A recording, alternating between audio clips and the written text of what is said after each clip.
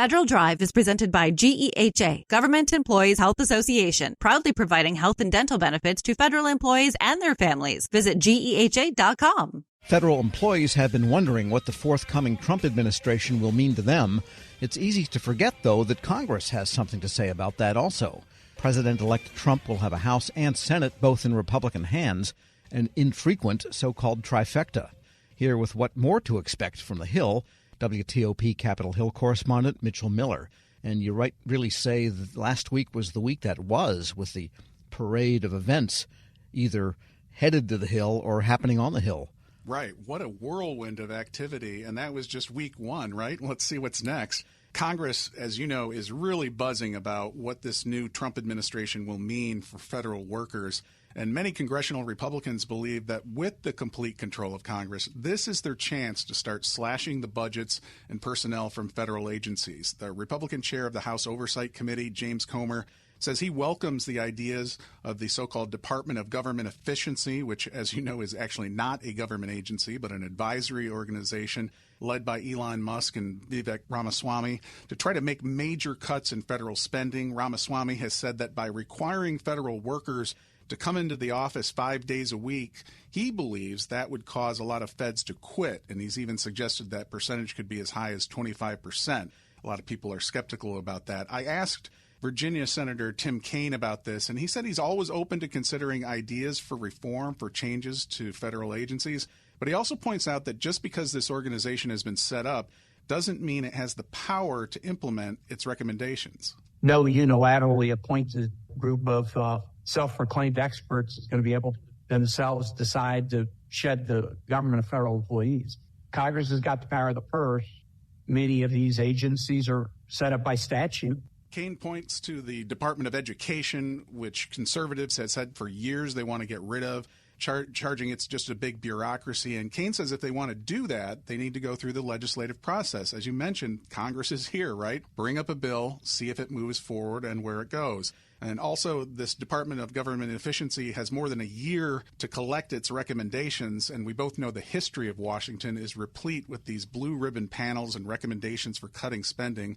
To the extent that they're adopted at all, they're usually pretty piecemeal. So I'll be interested to see what actually happens with that. Yeah, and there used to be members of Capitol Hill that would regularly publish booklets, actually printed magazines of all the wasteful programs, the Proxmire type of golden fleece stuff. Exactly. And that's kind of disappeared lately. Right. And I think that's what they're going to try to bring back, kind of that here's the pigs at the trough kind of image.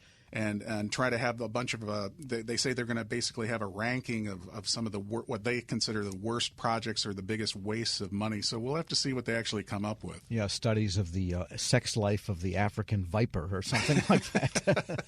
And what about telework? I mean, that has not emerged yet, but you mentioned Ramaswamy said, well, lack of telework could force people to quit. But is there a policy forthcoming that you've seen anywhere yet? I have not. I've just heard a lot of talk about it, and there are people, we've talked about Joni Ernst, the Iowa senator, over the last couple of years has really made a push with legislation to try to get accountability from agencies. But as far as what the Trump administration is actually going to call for or require, other than making a lot of statements about the fact that if government workers are going to be working, they need to be in the office in their view, they haven't really said what they think the parameters should be, whether it should be, 1 day of telework a week or whatever it might be. And as you know, there's been a recent study that actually indicated that there may be more productivity by people that do telework. And you can certainly expect that a lot of the lawmakers from here in the Washington area, including Jerry Connolly and others, will point to that fact and say that there is a value to actually having workers be able to work remotely. And so we'll have to see what happens. But they really haven't come up with anything specific yet, so we'll have to see. We're speaking with Mitchell Miller, Capitol Hill correspondent for WTOP. And meanwhile, there is a slew of appointments coming to the Senate, so that's going to take up a lot of Senate cycle time. But that would be voted on in the new session, not in the expiring session, correct? Right. So that will be there will be a lot of speculation about what will happen with all these cabinet nominees that President-elect has come up with. And I think one of the most interesting things is, without getting into the specifics of each of these nominees, is how this will actually affect the system. And Senate Majority Leader John Thune, the new incoming Senate Majority Leader, replacing longtime Republican leader Mitch McConnell, really is going to have his work cut out for him. He has basically said that everything is on the table. He wants to go through regular order. He wants these nominees to come up before the traditional hearings, go through that, and see if these committees recommend the nominees. But as we both know, President-elect Trump has different ideas. He wants to move things faster. And what's going to be really interesting to see is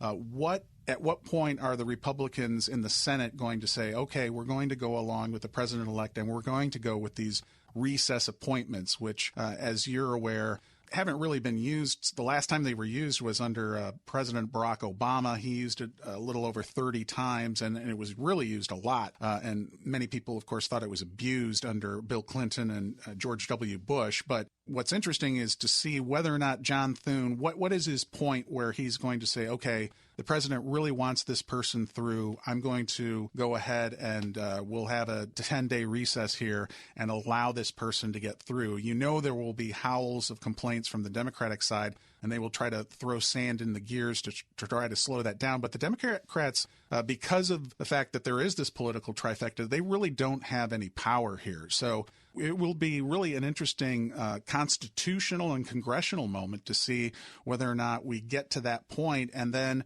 whether or not the president-elect even goes further, and there is the potential for him to actually dissolve Congress for a period of at least 10 days if he really wanted to get somebody through. And we'd have to see whether there would be legal challenges. I'm sure there would be, to see whether that happens. So a lot of big issues coming up in the coming year. And in the meantime, there is a lame duck session, which has some work to do because there is a continuing resolution that expires in December. What does it look like this week that's going to happen there? Right. I think this week we're going to start to see things settle down a little bit. I mean, we're still going to get more nominees and a lot of interesting things happening in connection with that. But, you know, the traditional legislative things that have to be done during the lame duck have to be addressed. That includes the NDAA, the big defense bill, the farm bill. And then, of course, there's a lot of talk about FEMA running out of money with the recent hurricanes and the Small Business Administration loans running out. So they're going to be taking those kind of issues up on Tuesday, actually. Speaking of FEMA, the director, Deanne Criswell, is being called before a subcommittee of the Transportation and Infrastructure panel. This is a little bit of a hangover from the political season because Republicans are upset that there was a FEMA employee who allegedly said that some of the FEMA workers should not go to the homes of people who had Trump signs in front, and that person was let go. FEMA, of course, says this is an outlier.